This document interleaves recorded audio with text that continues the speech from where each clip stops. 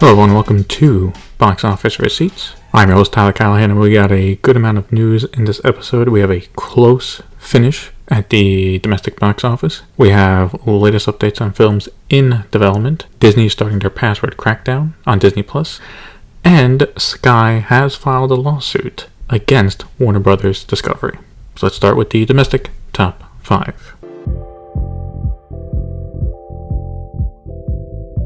Taking a look at the domestic box office, we had a close fight over the weekend, like I just said, for first place with Beetlejuice winning, earning $26 million for a total of $226.8 million. Opening right behind it in second place was Transformers 1 with $25 million. In third place was Speak No Evil with $5.9 million for a total of $21.4 million. Fourth place was Never Let Go, which opened to $4.5 million. And in fifth place was Deadpool and Wolverine with $3.9 million for a total of $627.2 million.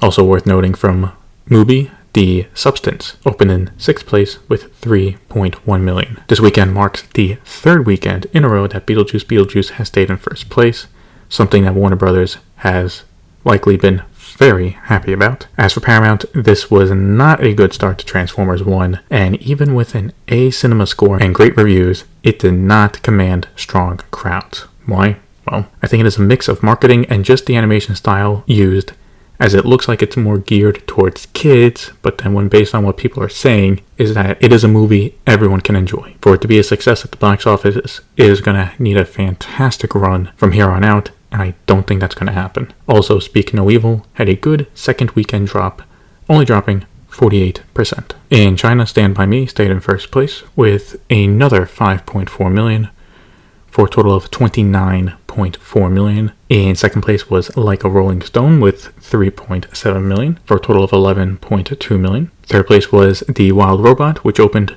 to $3.2 million and with previews is now at $3.7 million. In fourth place was The Frozen Rage with $2.5 million for a total of $11 million. And in fifth place was Enjoy Yourself with $1.7 million for a total of $6.8 million. And for Hollywood films in the country, Joker Folie à Deux has been approved and will be released on October 16th. Curious to see how the box office run over there will go for it. Looking at international numbers, Transformers 1 earned $14 million for a worldwide opening weekend of $39 million.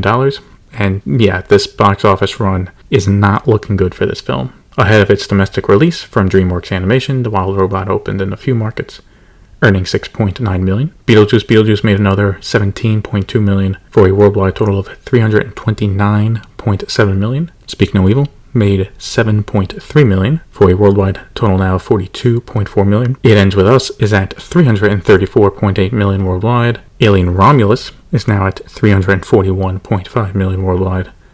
And Deadpool and Wolverine is now at $1.31 billion worldwide. Switching over to news in Hollywood, Deadline got the exclusive on some release dates from A24. Queer will have a limited release on November 27th. And The Brutalist will have a limited release on December 20th. Variety broke the news, or maybe Deadline did. I don't know. They're complaining about Variety breaking a story first, and yada yada yada. But anyway, someone broke the news. The actual story is at the Toronto Film Festival. The Life of Chuck won the People's Choice Award. The film is directed by Mike Flanagan and stars Tom Hiddleston. Along with that, they are also working on a distribution deal with Neon, with plans to release the film sometime next summer. Deadline did, however, break the news on quite a few casting updates. First, Freddie Prinze Jr. is coming back to the I Know What You Did Last Summer franchise, with him joining the upcoming sequel at Sony. It comes out July 18th. They also report that Alan Tudyk is playing an unknown role in Superman, also coming out in July, and that Matthias Schoenaerts has signed on for the villain role of the upcoming Supergirl movie, which comes out in 2026.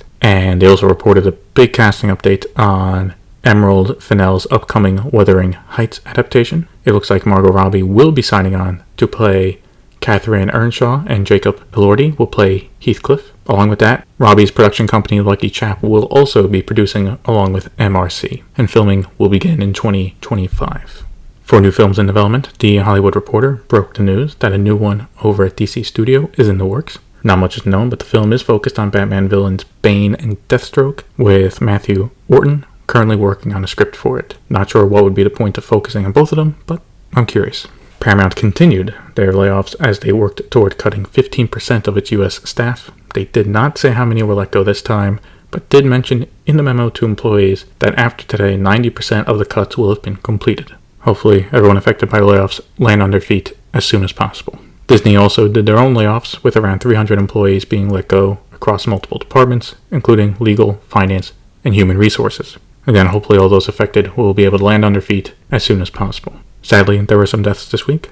Dame Maggie Smith died at the age of 89. She had a storied career, starring in films, TV shows, and on stage. She is most known for her role as Professor McGonagall in Harry Potter and starring in the TV series Downton Abbey. Throughout her career, she has won 2 Oscars, 4 Emmys, 5 BAFTAs, and a Tony Award. John Ashton died at the age of 76 after a battle with cancer. He was an actor most known for his role as Sergeant John Taggart in the Beverly Hills Cop franchise, but also appeared in Some Kind of Wonderful, Midnight Run, and Gone Baby Gone, among others. Drake Hodgeston has died at the age of 70 due to pancreatic cancer. He was an actor most known for his role as John Black in the soap opera Days of Our Lives, which he played for 38 years. Barbara Leigh Hunt died at 88 years old. She was most known for her stage work, but also did a lot of British TV and also appeared in films, including Frenzy and Vanity Fair. As for British TV, she starred in the Pride and Prejudice miniseries from the BBC. Thoughts and prayers go out to their families during this time, and may they rest in peace. And as always, fuck cancer.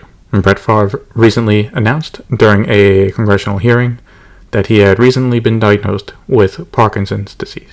As for trailers, Marvel Studios released the first one for Thunderbolts, which actually looks good. I'm curious to see how it turns out. It hits theaters on May 2nd.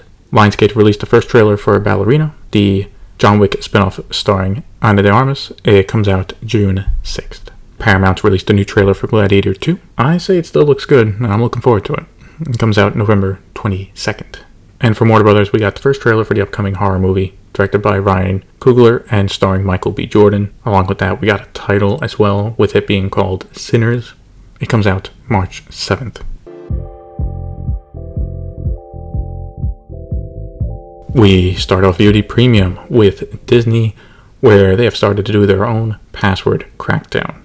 Rolling out now in the US, Canada, Europe, and Costa Rica is the extra member feature that allows customers to add someone who is not living at the same location of the account owner. Only one extra member can be added per account, and it will cost $6.99 if the account is subscribed to Disney Plus Basic, and $9.99 if the account is on the premium tier. Also, another limitation is that this feature is not available for Disney Bundle customers, only Disney Plus standalone subscribers. Agatha All Along premiered on Disney Plus and had a solid opening, with the company reporting it got 9.3 million views in its first week of availability. And while it's not on Disney Plus yet, Deadpool and Wolverine will be available to buy digitally starting on October 1st, so I assume it'll be available to stream a few weeks after that. Over at Amazon, Daveed Diggs has joined The Boys for the upcoming 5th and final season. Variety broke the news that Karen Rodriguez has signed on to join the Spider Noir series, and that Amazon might also be looking into election night coverage. They report that the company is in talks with Brian Williams to host a special live broadcast on Prime Video for the election. This very much seems like a test run for possible live news down the road. Prime Video released a trailer for the upcoming series Cross, starring Aldous Hodge as Alex Cross, with it set to come out November 14th. Peacock released a trailer for their upcoming horror thriller series called Teacup, which is produced by Atomic Monster, and it premieres on October 10th. Paramount Plus heads to Thailand in November, thanks to a deal between Paramount and Mono. Paramount Plus will not be available standalone. Instead, it will have a hub on the streaming service Mono Max.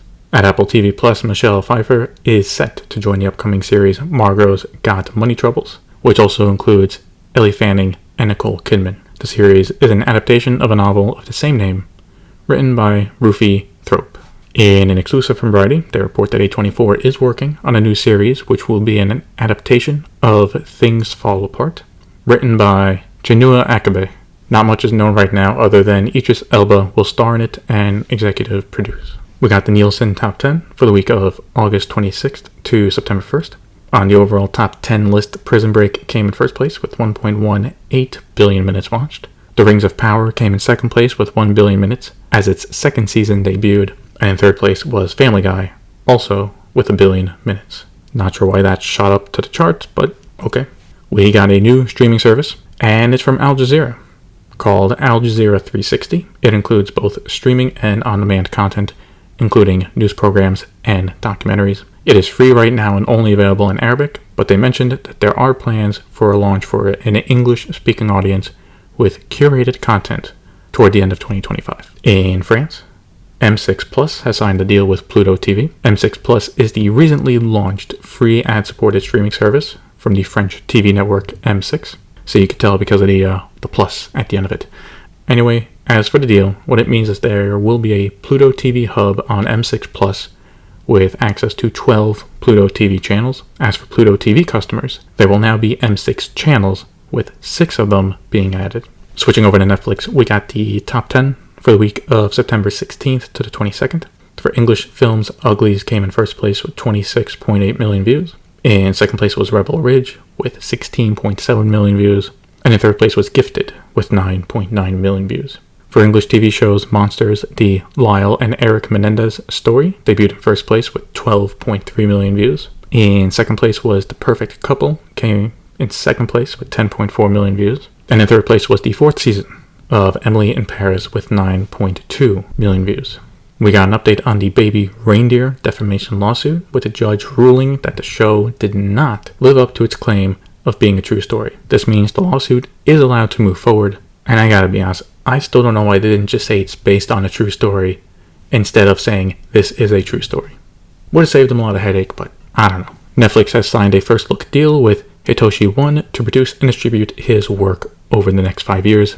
This comes just as his series Tokyo Swindler premiered on the streamer back in the summer. One mentioned that the offer for the first look deal actually came in 2 weeks after the show launched, so I assume it has performed past Netflix's expectations. In casting updates, Deadline broke the news that Tim Roth is the latest to sign on to the Peaky Blinders film. As for the upcoming thriller The Woman in Cabin 10, Deadline reported that joining Keira Knightley includes Guy Pearce, Hannah Waddingham, David Morrissey, and Gugu Mbatha-Raw, among others. Simon Stone is set to direct. And we finish with Warner Brothers Discovery, where Sky has filed a lawsuit.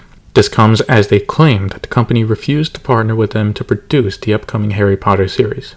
Now you might be wondering, well, what did they have to do with it? Well, in a filing in a federal court in New York, they laid it out like this. Warner Brothers Discovery is supposed to offer 4 Max series per year to Sky to co-produce and co-finance, with it also being stated that Sky would then distribute those shows to their customers in the UK, Ireland, and in other parts of Europe. In the filing, they mentioned that Warner Brothers Discovery has failed to live up to that since it began in 2021.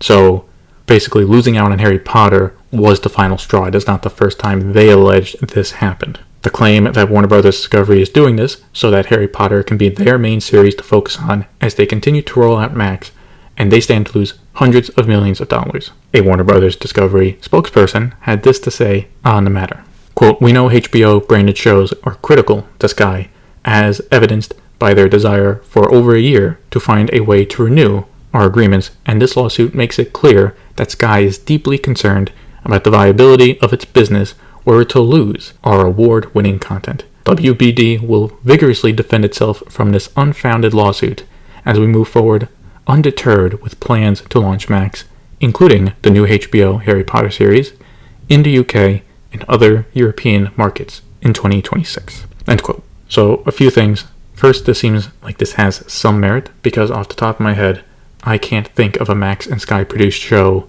and this would also explain why Sky had to make a separate deal for the Penguin before it switched to being a HBO show. Not saying that is exactly what happened, but it's a possibility. Also, with Harry Potter now being a HBO show, not a Max show, they might have also seen that as a way to get out of this, because then they can say, well, it's not a Max series anymore. It's a HBO series, so therefore we don't have to offer you the chance to co-produce. But what I will say is, look, if I was in charge of WBD, yeah, I would try everything I can to make sure Harry Potter is fully produced and distributed by WBD. Like, if I was running that company, I would not want to share that with anyone. I think if Comcast, who owns Sky, And Warner Brothers Discovery can reach a deal on what happens past 2025, aka when Max will be available in the UK. I think if they can reach an agreement on the big picture, then this lawsuit will go away. Speaking of the Max rollout, it was announced that it will continue its rollout in Asia, with it being available in Hong Kong and Taiwan in the fourth quarter,